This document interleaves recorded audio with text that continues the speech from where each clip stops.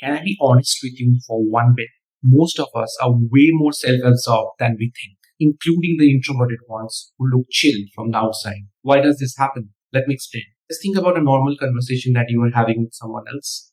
That other person is talking and your brain is already lining up your story, your example, and your pain. This doesn't make you inherently evil. You're just living inside your own head and you have been doing it for so long that it feels natural. One of the most useful ideas I've ever found is that all of us sit somewhere on a narcissism scale. We need attention, we want to feel seen, and we like people who reflect our tastes and opinions back to us. This self focus is what blunts one tool that makes relationship and careers work. What is it? Empathy. The goal is not to erase this self love, it's to grow into a healthier version of it. In that version, you have enough inner stability to admit your own flaws, laugh at your mistakes, and constantly stop chasing this validation. And for a lot of us, especially if we grew up around tough times and scarcity, saw a lot of criticism or saw unstable affection, it becomes very hard because you grew up starting to monitor, learning to monitor. How am I doing? Am I safe?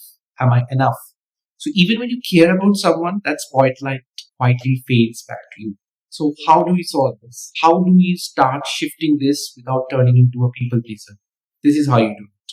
Catch one conversation where you are about to hijack the topic. Pause, ask one follow-up question that goes deeper into their experience, and then actually listen. Later, open a notebook or it can be a phone app, notes, and write for 3 minutes. If I were them, what might I be feeling or afraid of right now? You're not trying to be right every time. You're practicing the muscle of stepping into someone else's mind. Humans are wired for this kind of perspective taking, but those circuits go dormant if you never use them. And once a week, pour your attention completely into something outside yourself.